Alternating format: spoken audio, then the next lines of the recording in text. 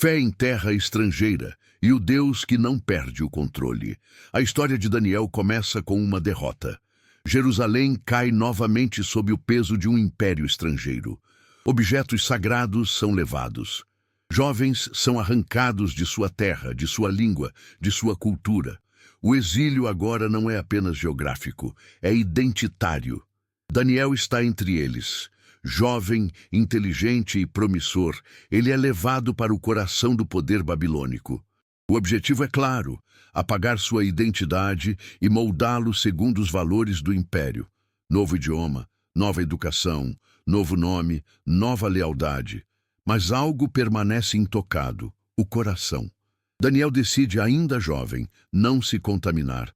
Não por rebeldia política, mas por fidelidade espiritual. Em silêncio, ele escolhe obedecer a Deus mesmo longe do templo, mesmo sem sacrifícios, mesmo sem garantias. Essa decisão define tudo. A fidelidade de Daniel não é barulhenta, ela é constante. Ele não confronta com discursos, mas com coerência.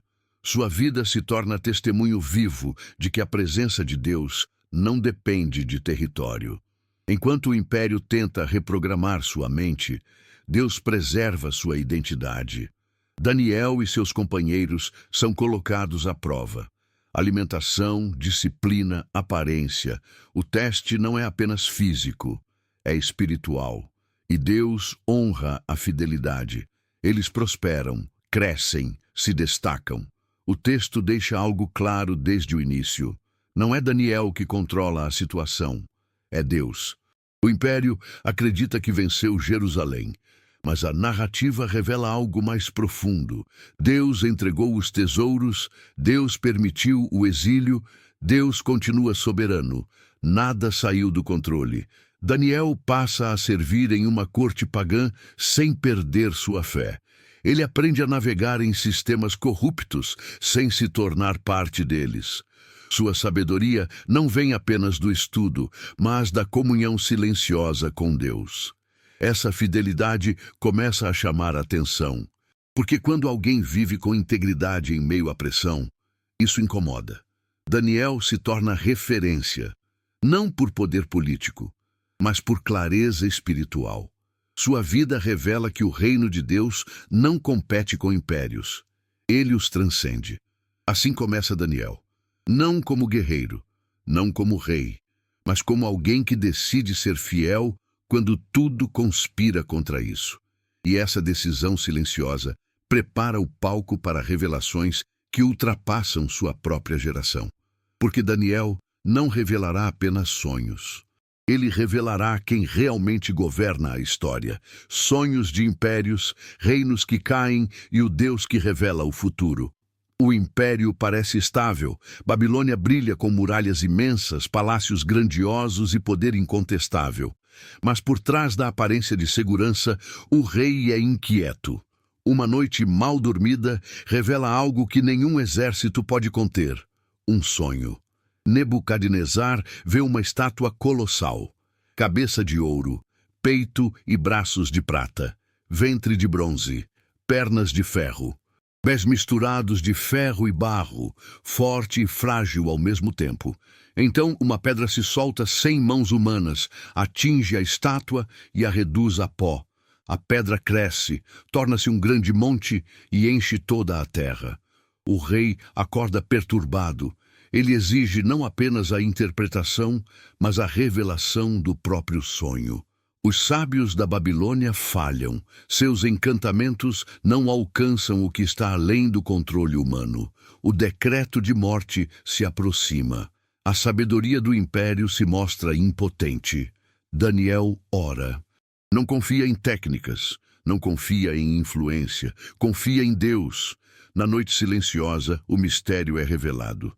Daniel não celebra a si mesmo. Ele louva ao Deus que remove reis e estabelece reis, ao Deus que conhece o oculto, ao Deus que governa os tempos.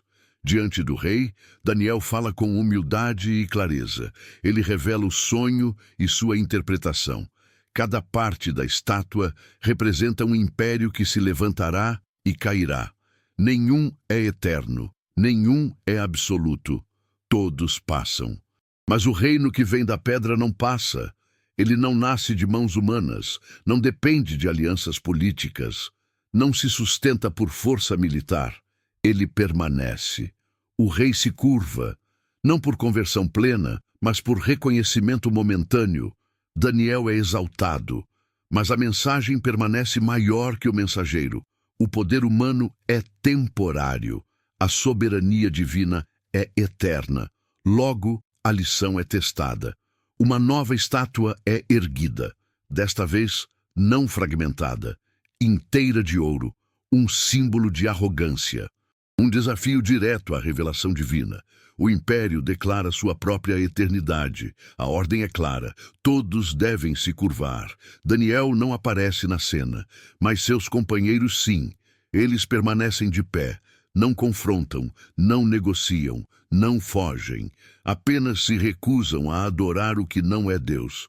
O fogo é preparado. O império tenta impor obediência pelo medo. A fornalha é aquecida além do normal. O calor mata os próprios soldados, mas no meio das chamas algo inesperado acontece. Eles não estão sozinhos. Uma quarta presença caminha com eles. O fogo não consome, as cordas se desfazem, a fidelidade resiste. O rei observa, perplexo. O poder que ele achava controlar se mostra limitado diante de algo maior. O fogo revela o que o ouro não conseguiu esconder. Deus é soberano. E a fidelidade é possível mesmo sob ameaça extrema. Daniel e seus amigos não buscam livramento como condição para obedecer. Eles obedecem mesmo que o livramento não venha. E é exatamente essa postura que transforma testemunho em revelação. O império aprende, mais uma vez, que há limites para seu domínio. E o Deus que revela sonhos é o mesmo que caminha no fogo. Orgulho, queda, e o rei que aprende tarde demais. O poder prolongado costuma gerar ilusão. Nebucadnezzar contempla sua cidade. Babilônia se estende diante de seus olhos como prova de grandeza. Muralhas, palácios, templos, riquezas acumuladas. Tudo parece confirmar a ideia de que o império é obra de suas próprias mãos. O orgulho cresce em silêncio. E então, outro sonho. Desta vez, não uma estátua, mas uma grande árvore. Ela cresce, alcança os céus, oferece sombra, alimento e abrigo a todos. Mas uma ordem vem do céu. A árvore deve ser cortada. Apenas o tronco permanece, preso com ferro e bronze. O tempo passa. A mente do homem se torna como a de um animal. Daniel ouve o sonho e se entristece. Ele entende o significado antes de falar. O sonho não é sobre reinos distantes. É sobre o próprio rei. Daniel aconselha arrependimento, justiça e misericórdia. Ainda há tempo. Ainda há chance de evitar o juízo. Mas o aviso é ignorado. O orgulho fala mais alto que a advertência. E no auge da autoglorificação, a palavra se cumpre. O rei perde a razão. É afastado do convívio humano. Vive como animal.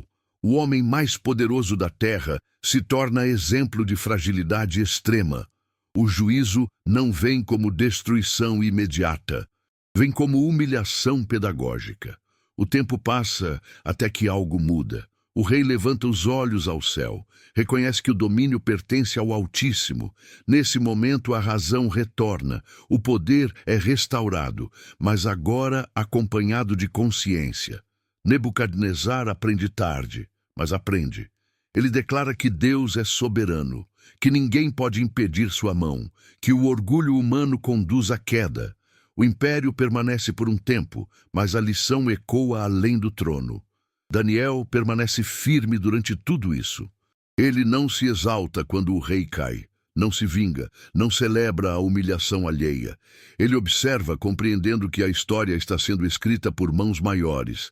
Mas a Babilônia não aprende completamente. Outro rei surge, uma nova geração ocupa o palácio sem herdar a humildade. Belsazar governa com arrogância e desprezo. Em uma noite de festa, ele profana objetos sagrados, ri do que é santo, bebe do que foi separado. Então a mão aparece, não em sonho, não em visão distante.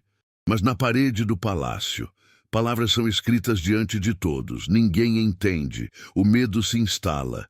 Daniel é chamado novamente, o profeta não suaviza, ele anuncia julgamento imediato. O tempo acabou, o reino foi pesado e achado em falta. Naquela mesma noite, o império cai. Sem batalha épica, sem resistência prolongada, sem aviso adicional. Babilônia termina como começou, surpreendida pelo agir de Deus. Daniel sobrevive à troca de impérios. Porque seu compromisso não era com reis, mas com o Deus que estabelece e remove reis. E a história avança, mostrando que o orgulho sempre precede a queda e que o Altíssimo governa sobre todos os reinos dos homens. Oração, intriga e a fidelidade que enfrenta os leões. Um novo império governa. Os persas assumem o controle com eficiência administrativa e aparência de ordem. Reis mudam, decretos mudam, mas Daniel permanece. Já não é jovem. Carrega décadas de serviço público, fidelidade silenciosa e reputação irrepreensível. E isso incomoda. Quando alguém vive com integridade por tempo suficiente, a excelência se torna ameaça. Daniel se destaca não por ambição, mas por constância. Sua vida é tão coerente que seus adversários não encontram falhas. Não há corrupção, não há negligência, não há brechas. Então eles escolhem outro caminho. Se não podem acusá-lo por algo que ele fez, tentarão acusá-lo por aquilo que ele crê. Um decreto é elaborado. Por 30 dias, ninguém pode fazer petição a qualquer deus ou homem, exceto ao rei. A proposta parece exaltar o poder real, mas esconde uma armadilha. O alvo não é a política, é a fé. Daniel sabe do decreto e não muda nada. Ele não protesta em praça pública, não organiza resistência, não se esconde. Ele apenas continua orando como sempre fez. Janelas abertas, rotina intacta, fidelidade sem espetáculo. A oração não é provocação, é prioridade. Daniel é denunciado. O rei percebe, tarde demais, que foi manipulado. A lei não pode ser revogada. O mesmo sistema que exaltou o poder agora aprisiona o governante. O decreto que parecia fortalecer o trono agora revela seus limites. Daniel é lançado na cova dos leões, não como mártir dramático, mas como servo fiel. A noite cai, o rei não dorme, a culpa pesa, o silêncio da cova é carregado de expectativa. Aos olhos humanos, a história terminou. A fidelidade parece ter levado ao fim inevitável. Mas o céu não está em silêncio. Na cova, os leões não rugem. As bocas são fechadas, não por força humana, mas por intervenção divina. Daniel permanece ileso. A fé que o sustentou por toda a vida agora se manifesta de forma visível. Ao amanhecer, o rei corre. A pergunta é simples, quase desesperada. Daniel, o teu Deus pôde livrar-te? A resposta ecoa com serenidade. Sim, não há acusação, não há orgulho, apenas testemunho. Daniel afirma que foi encontrado inocente diante de Deus e diante do rei. A fidelidade foi reconhecida nos céus antes de ser confirmada na terra. A justiça se inverte. Aqueles que tramaram a queda de Daniel enfrentam o destino que prepararam. O decreto é revogado. O rei proclama que o Deus de Daniel é o Deus vivo, que permanece para sempre, cujo reino não será destruído. Daniel prospera novamente. Mas a lição é maior que o livramento. A história mostra que a fidelidade cotidiana prepara o coração para os momentos extremos. Que a oração constante sustenta quando a pressão se intensifica. Que Deus honra aqueles que não negociam sua devoção, mesmo quando o custo é alto. Daniel não foi poupado da cova, mas não foi abandonado nela. E a narrativa avança, agora deixando o campo das histórias visíveis para entrar no território das revelações profundas sobre o futuro. Visões noturnas, reinos que surgem e o Filho do Homem. Com o passar dos anos, a história visível dá lugar ao mundo das visões. Daniel já não interpreta sonhos de outros. Agora ele mesmo vê. E o que vê não é simples nem confortável. As revelações que recebe não são para exaltação pessoal, mas para a compreensão do tempo e da soberania divina. Durante a noite, o mar se agita. 4 grandes animais surgem das águas, cada um diferente do outro. Eles representam reinos que se levantarão na história, poderosos, violentos, temporários. Cada um carrega força, ambição e limite. Nenhum deles é eterno. Daniel observa com atenção e temor. Então a cena muda, tronos são colocados. Um ancião de dias se assenta. Sua presença é pura, imponente, eterna. Milhares o servem. O julgamento começa. Os reinos são avaliados. O poder que parecia absoluto agora se mostra provisório. E então surge uma figura diferente, alguém semelhante a um filho do homem. Ele vem com as nuvens do céu, recebe domínio, glória e reino. Seu governo não passará, seu reino não será destruído. Diferente dos impérios anteriores, ele não nasce da violência, mas da autoridade divina. Daniel compreende que a história não caminha em ciclos aleatórios. Ela caminha em direção a um governo definitivo. As visões continuam. Um carneiro e um bode. Um conflito desigual. Um poder cresce rapidamente e se quebra. Outro se divide. Pequenos chifres surgem. Opressão aumenta. Verdade é lançada por terra. O povo sofre. Daniel tenta entender. Ele pergunta. Ele escuta, ele anota, mas nem tudo é explicado imediatamente. Algumas coisas são seladas para o tempo determinado. O profeta percebe que a revelação não existe para satisfazer curiosidade, mas para sustentar fé. O futuro não é mostrado para controle, é mostrado para perseverança.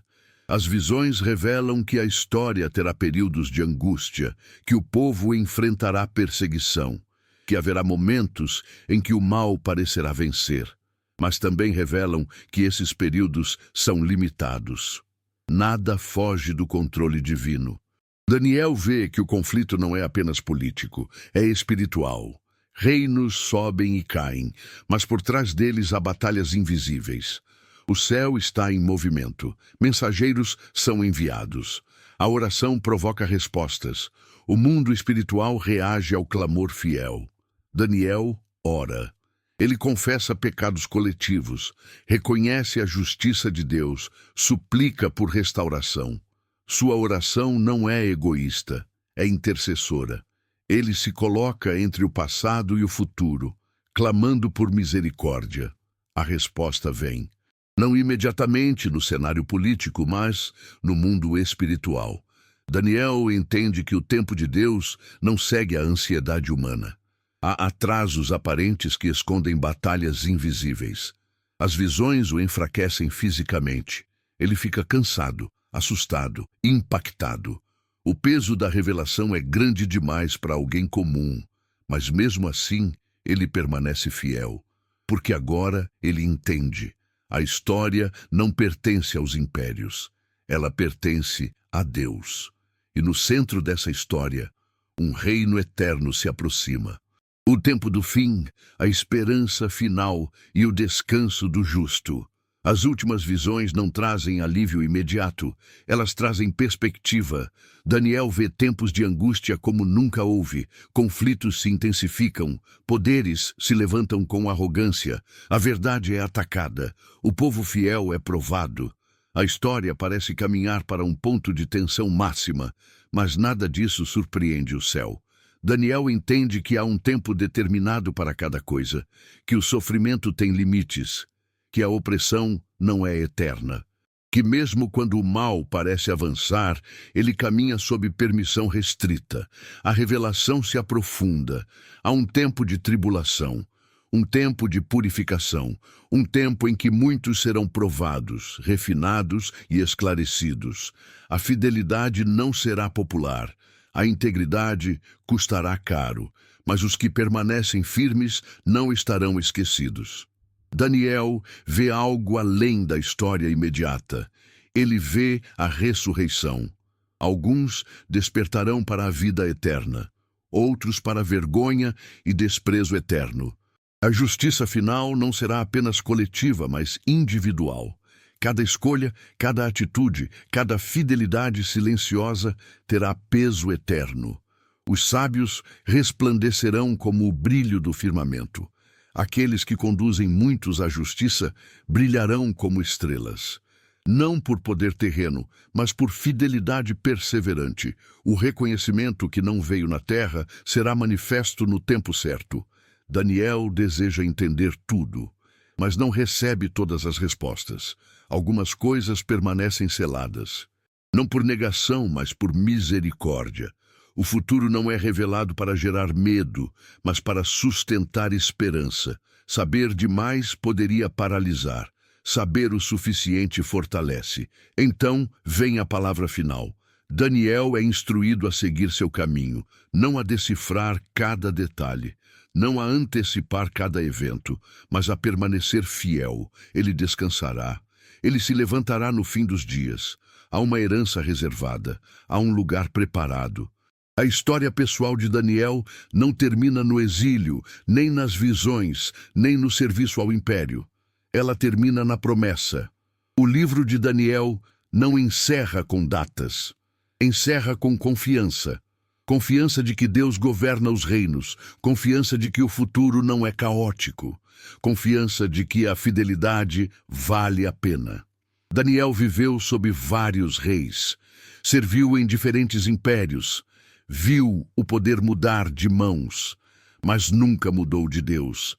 Sua vida se torna prova de que é possível permanecer fiel em qualquer sistema, que a oração sustenta, que a coragem silenciosa transforma histórias, que o reino eterno não falha. O último ensinamento de Daniel é simples e profundo. O justo pode descansar, porque o fim da história não pertence aos impérios, mas ao Deus eterno.